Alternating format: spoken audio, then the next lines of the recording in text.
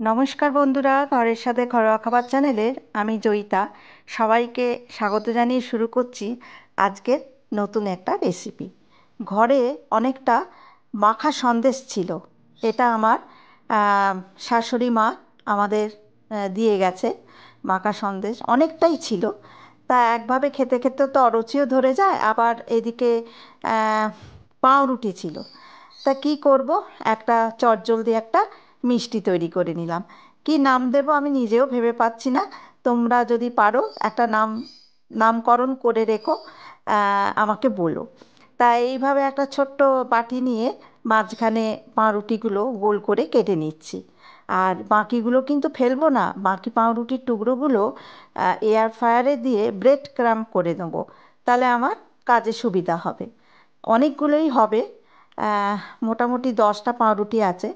10টা পাউরুটির বা ফেলে দেওয়া অংশগুলো কেন ফেলবো, পয়সার জিনিস।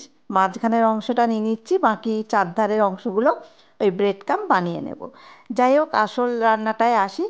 এইভাবে এইগুলো এবার করে নিলাম, গোল গোল করে কেটে এরম করে টুকরো করে নিলাম। তারপরে করব, ফ্রাইং প্যানে ঘি আর রিফাইন্ড অয়েল একসাথে গরম করে নেব। অনেকগুলো কিন্তু আমার পাউরুটির বাড়তি অংশগুলো রয়েছে, এগুলো যত্ন করে রেখে দিই। এবারে ফ্রাইং প্যানে ওই রিফাইন্ড অয়েল আর অল্প ঘি দিয়ে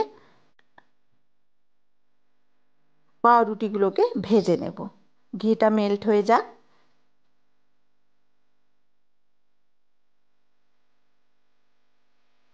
মাথায় বুদ্ধি খাটিয়ে করছি, কি নাম দেব নিজেও ভেবে পাচ্ছি না। যাই হোক, এইভাবে ভেজে নেব এক এক করে, উল্টে পাল্টে দিয়ে সুন্দর করে ভেজে নেব। কিন্তু ওই ঘি তেল যে মিশ্রণ মানে যেটা করেছিলাম, পুরোটাই পাউরুটি টেনে নিয়েছে। যাই হোক, বেশ বিস্কুটের মতন বেশ মুচমুচেই হবে, কারণ না উল্টাচ্ছি যখন বেশ আওয়াজ হচ্ছে।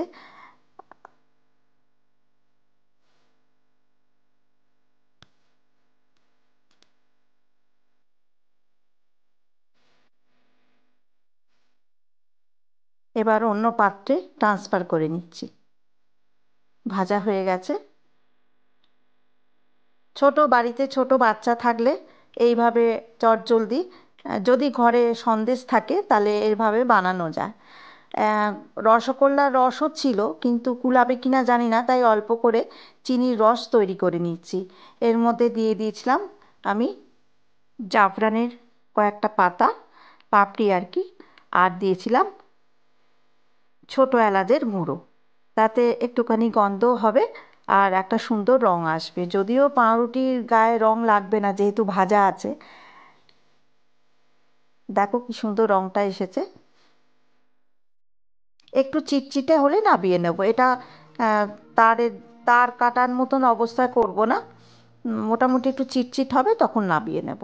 এই বাকি রসগোল্লা রসের মধ্যে ওটা মিশিয়ে নিচ্ছি। কারণ না পাউরুটি তো, পাউরুটিতে রসটা অনেকটা টেনে নেবে, ওই জন্য একটুখানি করে নিলাম। রসগোল্লার রস কিন্তু বাড়িতে থাকলে ফেলে দিও না বন্ধুরা, কিছু করে নিও। অনেক কিছু করা যায়, চাটনির মধ্যে দেওয়া যায়, তারপর নানা রকম খাবারের মধ্যে দেওয়া যায়। এই দেখো, এতটা আমার মাখা সন্দেশ রয়েছে, নতুন গুড়ের মাখা সন্দেশ। আমার শাশুড়ি মা আমার বাড়িতে বেড়াতে এসেছিলেন, নিয়ে এসেছিলেন। আমি খেতে খুব ভালোবাসি। তা আমি কি করব, অনেকটাই তো খাওয়া হয়েছে, আমরা তাহলে এইভাবে এটা করে নিই। বাড়িতে এগুলো অবশিষ্ট, বাড়িতে এই যে এইসব জিনিস থাকলে আহ, নাম না জানা অনেক খাবারই করা যায়। আমিও তাই করে নিলাম, অনেকটা ক্রিম দেওয়া বিস্কুটের মতো। বেশ খেতে ভালোই হয়েছিল কিন্তু। ছোট ছোট ছেলেমেয়েরা বাড়িতে থাকলে এইভাবে করে দিও, দিয়ে হাতে একটা করে দিও, দেখবে তাদের অমলিন হাসিটা দেখতে খুবই ভালো লাগে। তোমরা কিন্তু বাড়িতে এরকম চটজলদিভাবে করে নিও।